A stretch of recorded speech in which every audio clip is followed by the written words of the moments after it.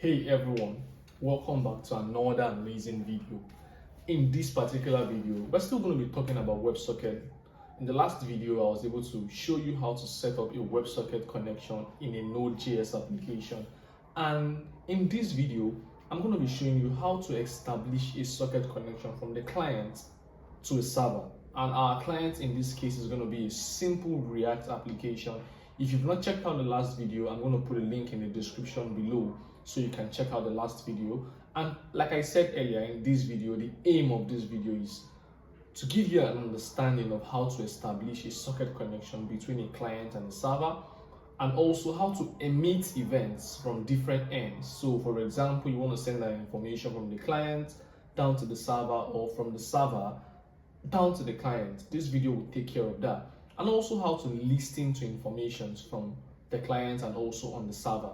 And like I said earlier on in the last video, in the previous video, the reason for WebSocket is being able to send real-time data, and that's what we're going to be looking at in this video. So stay tuned as I show you all I've listed so far, and trust me, this is going to be an amazing session. Stay tuned as we dive into the practical aspect of the video. So I've created a React application, which you can also do that too. This is just a very simple React application that doesn't have anything at the moment.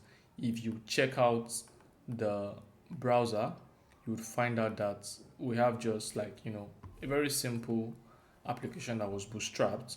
So now the next thing we're going to be doing here is we're going to be installing all the required packages, and the first of them is the socket.io client.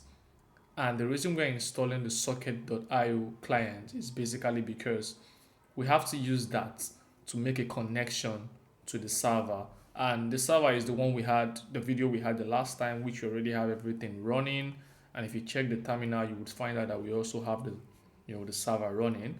So all I just want to do now is I'm going to I'm going to install socket.io client. Now that's what I'm going to be installing, and like I said earlier on, you can make use of yarn, you can make use of npm, whichever one is convenient for you. You can go ahead and use it. Now I haven't done that. Sorry, this is supposed to be socket.io client.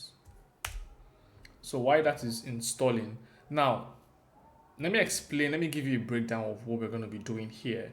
The first thing we want to do is we're going to be importing socket.io client inside of our React application. And once we're done in importing it, we're going to be making a connection to the server port, which is 9200. That's 9200.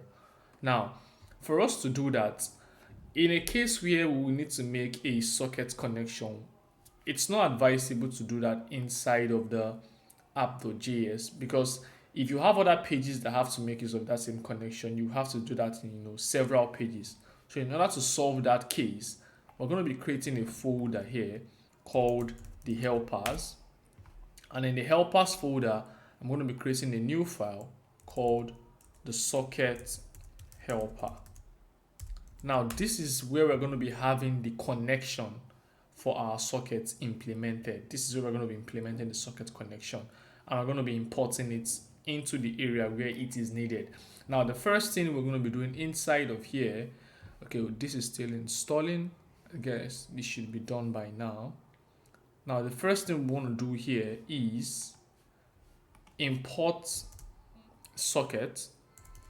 So we're going to be importing IO from socket IO client. Now when we're done importing that, we'll have socket as null. Then the next thing we want to do is export. We'll create the function called initialize socket, which is init socket. And in this init socket function, this is where we're going to have the socket connection. But like I said, the first thing we'll do here is we'll check if there is no existing connection, so that we don't have multiple connections from one user.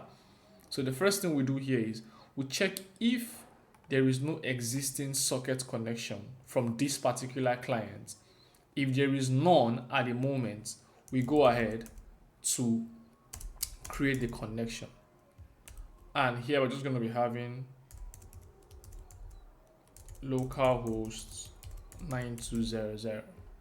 And the reason we are having localhost 9200 is because that's the port which our server is running on. So if our server was running on, let's say 3000, then it means here is going to be 3000. If our server was running on, let's say 5000, that means here is going to be 5000. So this is basically just the port which our server is running on.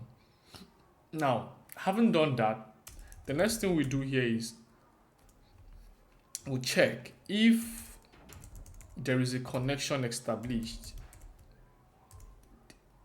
So if the socket connection is made, I just want to put a console that says, I'm just going to put a console that says socket connected to server. So we have that socket connected to server. And if the socket is disconnected, so which means if you are on disconnect, I think that has finished installing. What we are trying to install is done installing. So I'm just going to put a console that says socket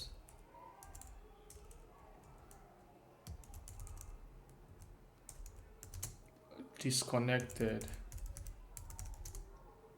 from server. So the reason is because if we have a connection, we want to show in the console that the connection has been made. And if we have a disconnection, which means if these clients for any reason got disconnected from the server, we also want to log that in the console. Now, like I said, this is an exportable function, which basically means we're going to be using this init socket function inside our application because this is a helper file. Now, the next thing we're going to be doing here is we'll also be exporting a separate function, which is the get socket. And when we export this function, we just want to export this socket variable so that it could be accessible from other areas of the application. Now I'm going to give you a quick rundown of what is going on here again. The first thing we've done is we've imported the socket package, which is the one for the client, just the same way we did for the server in the previous video. And we've established a socket connection here.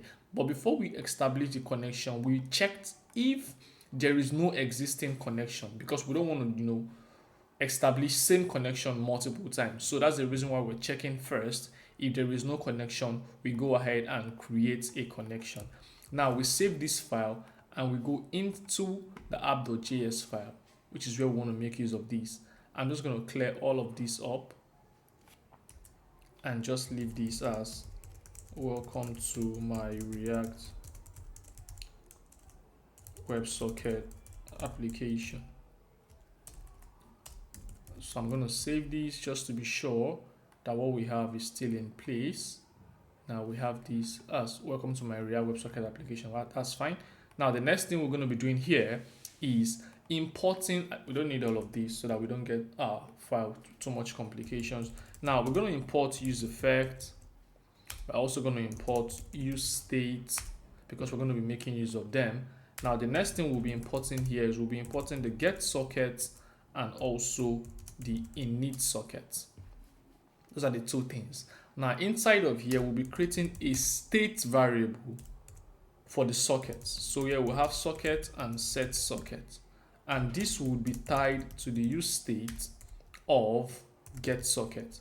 And remember, the reason why we are tying these to the use state of get socket is basically because if you go into our socket helper file, the get socket is a function that returns the socket instance that has been created here. So that same instance is what we're using in this file.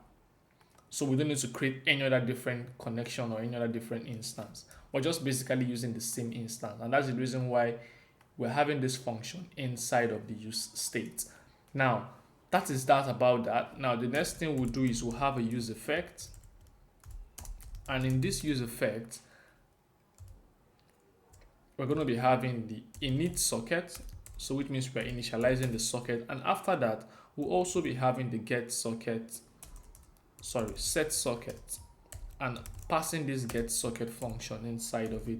Now, what is this thing doing for us? This is initializing the socket, which is calling this function here.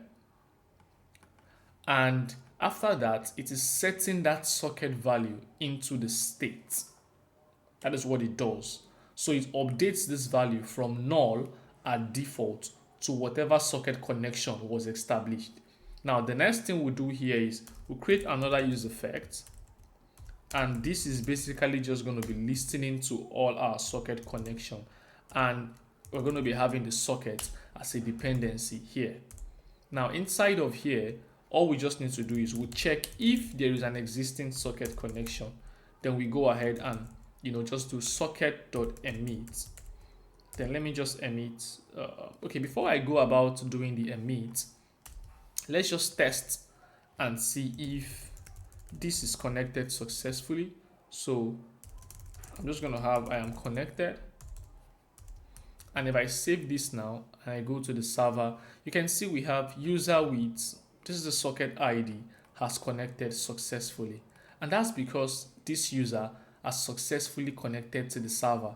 If we check in our browser and also go to our DevTools, if we check our DevTools in the console, we would also get the same socket connected to server, I am connected. And those two consoles are coming from here.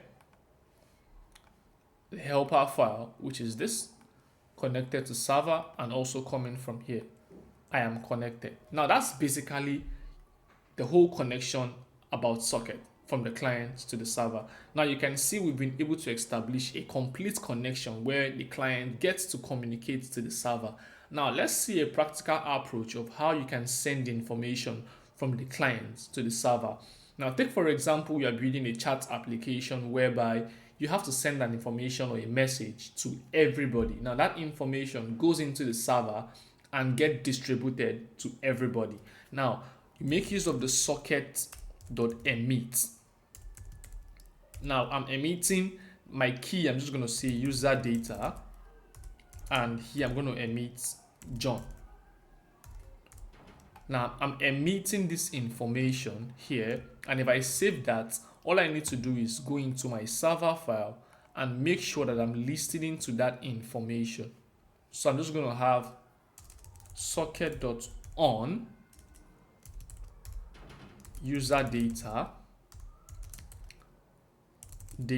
So data is the data which the user is sending, and I'm just going to have a console.log data received,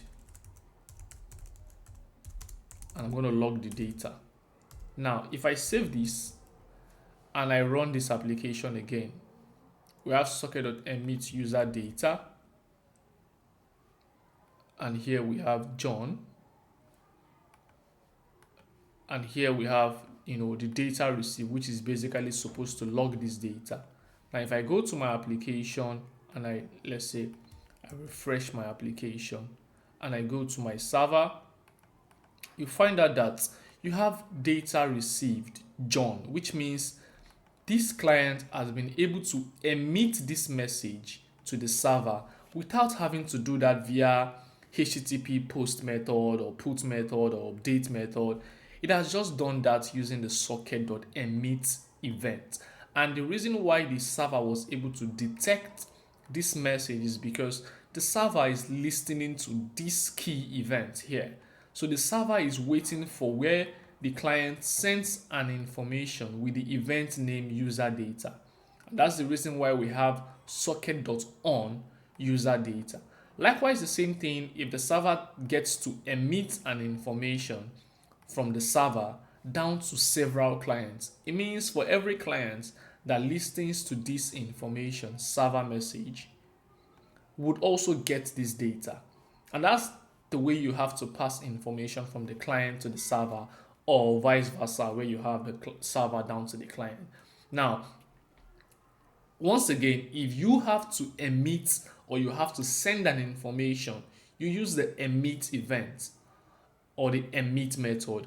And if you have to receive an information or listen to an information, you make use of the on keyword or the on method. So in socket, we have what we call the socket.emit, which sends information, and the socket.on, which listens to information. There are several other advanced use cases of sockets.